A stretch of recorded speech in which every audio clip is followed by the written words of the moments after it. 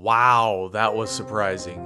You know, after the Kefla versus Goku stuff, I was expecting an episode to follow which had really bad animation and just like poor execution in total, especially considering who it's about, aka Ribrianne. However, I was looking forward to seeing the androids in action once again. But I actually didn't have too high of expectations of it, and boy was I surprised.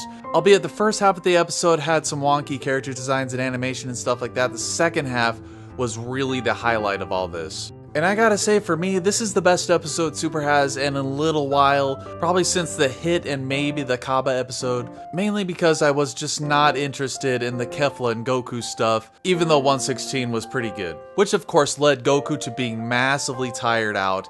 Even before that, he was super tired.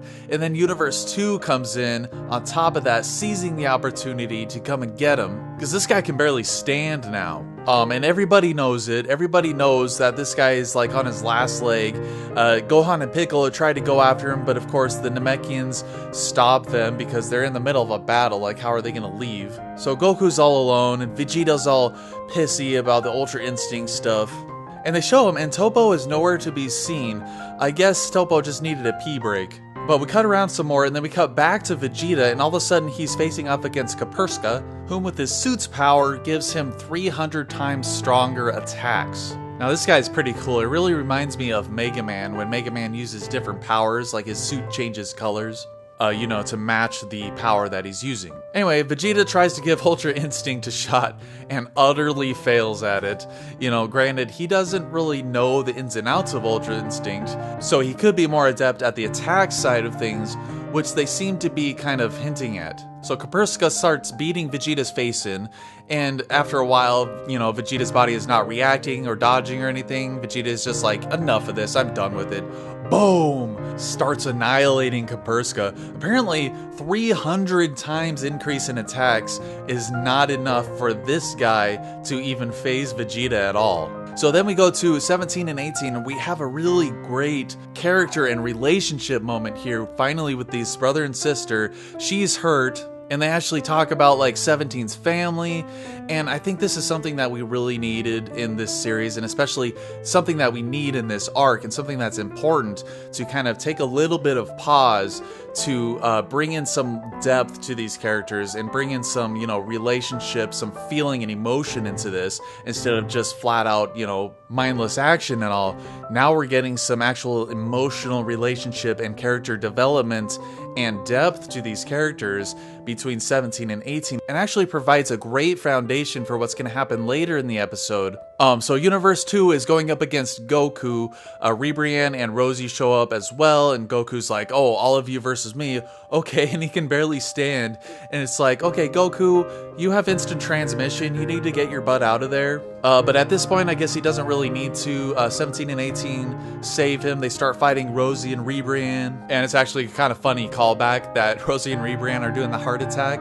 And then 17 and 18 interrupt them again. So it's Ribrianne versus 18, Rozie versus 17. However, during this, you see 17 fighting Rozie. And it's like, why is this taking any time at all? In episode 102, Rozie was fighting a base Goku, and we have seen in this series how strong 17 has become over the years. Why is this fight lasting at all? He should be able to like one or two shot her at this point. Like, is he just playing around with her, or what's going on here? I think it's mainly just for the cinematics of it all. And we go to the other three members of Universe 2, and they're like, why should we just watch Goku? Because Ribrianne asked them to watch him. Instead, we'll just attack him and eliminate it. And I'm like, yes, like, do that. This guy can barely stand. How is he gonna fight against you guys? Pick his butt up and toss him off the ring. Like, so many people have had the opportunity to do this to Goku right now, and it's just not happening, or they're not even like trying to do it, or at least they're making it seem like it's harder to do than it should be, or just instant transmission. I know Goku loves fighting and all, but sometimes the smarter thing to do is just run and hide. Which makes me think, maybe they should have brought Dende into this. They didn't do anything with Tien, and they just made a bunch of people angry, including me, with what they did with Tien. So why don't they just bring Dende instead of Tien, so that they can have a healer as a part of the group? Or maybe Boo. Didn't Boo have some healing powers or something like magical healing powers or something like that? I think they mentioned that in the manga, but I'm not 100% sure on that. At any rate, moving on. Ribrianne is fighting 18. 18 mentions Krillin and Marin, and Ribrianne looks up at Krillin and she sees his bald head and noseless face, and she's like, this guy's so ugly, what is wrong with you? Oh my god, that was so freaking funny.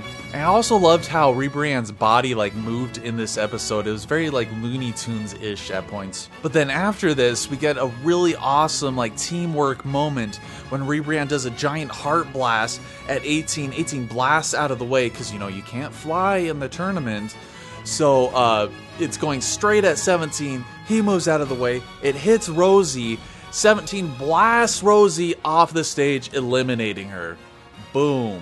Now that was an awesome elimination right there. And of course, Ribrianne's distraught about it because it was friendly fire. Ribrianne finally gets the drop on 18 because she gets hit into like her base form or whatever you want to call it. But she has a sneak attack, underground attack, winding around 18 and traps her, like imprisons her in this imprisonment heart. And then she prepares for her final attack with everybody sending her their love and, you know, with their glow sticks, and she grows huge. Finally, somebody in the tournament grows huge. I've been hoping something like this would happen. I have been kind of hoping it would be Piccolo, but this'll do. So really awesome moment with her growing, and then she grows her wings, all magical like, really cool stuff. And then 18 like just feels like she's defeated. She's like giving up. 17's off like fighting some other dude. And then we get these awesome flashbacks of Krillin and Marin looking at her, and like she has such a good life with her husband and her loving family, and she's like, no, I can't give up. And Krillin's like yelling her name like he's gonna jump back into the ring or something, like he's done on multiple occasions. And then she's like, no, I have love too. Oh, such a cool moment. And she just powers up and breaks through that with like her sheer determination. Right as Ribrianne with her giant fist going through the mountains, about to punch 18. And 18 just like, you take your big fist and take this fist. Boom. And then shatters her fist, and then she starts running up her freaking arm like freaking Shadow of the Colossus or something, and she's like dodging her blast, and then payoff from earlier on in the episode, she's getting blasted at. 17 jumps in and blocks a blast for her, and he's like, go 18. I'm pretty sure she flies during this. She freaking goes head to head with Ribrianne's giant mouth beam and rips a hole right through her freaking head. Oh my god, that was so freaking awesome. And then that causes her to de-transform, and then she just falls out of the stage. And it actually made me feel kind of bad for Ribrianne because she just like starts crying. But oh man, that was so cool. And then you see the Supreme Kai like saying, oh, they're all lovey-dovey. And then 18's face when she catches him, she like shoots a little beam at him. Oh my god, like the death stare. So I think this was actually a very important episode, especially with the already established characters. You know, we get the relationship and more character development stuff, really like deepening these characters, especially when it comes to 18 and how she feels about her family. It was just a lot of really touching stuff, and I think it was important. And honestly surprising, because the animation wasn't as bad as I thought it would be, especially in the last half of the episode. When 18 was running up that arm, oh my god, that animation was amazing. So I really, really liked this episode, and I think it's about time that Ribrianne gets erased finally. However, Goku is still in trouble, so leading on to the next episode, it looks like Goku is actually fighting against these three guys. Now, I'm kind of annoyed at this because, you know, Goku has nothing left. He doesn't even have, like, Frieza's energy like he did after the Jiren fight. So it's like, oh man, you know, how, like, these guys must be super freaking weak to be going against a base Goku who literally has nothing left. I think it would be better if he just instant transmission, or if there was somebody there to try to, you know, save him again. Like maybe 18 and 17 can go back and guard him while he rests a bit, you know? And this also seems to be the definitive Universe 6 Namekians versus Piccolo and Gohan. This is so exciting for me. They're finally gonna go headlong into this fight.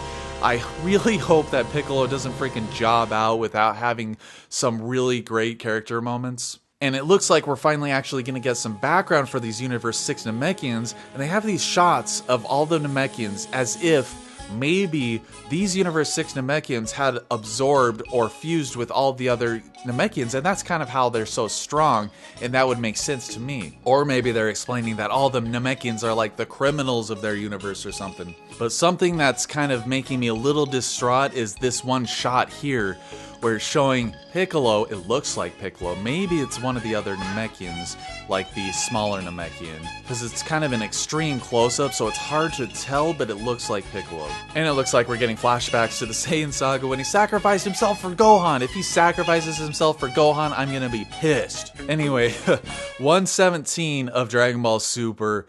I loved it. I thought it was a major breath of fresh air that we really needed. And it was great. What did y'all think about it? Let me know in the comments. I hope you enjoyed the review and the video. Share it out if you did. Like the video, all that. I'll see you in episode 118. Hopefully this week I'll have the Universe 6 Tournament arc review. Thanks again for watching. Take it easy.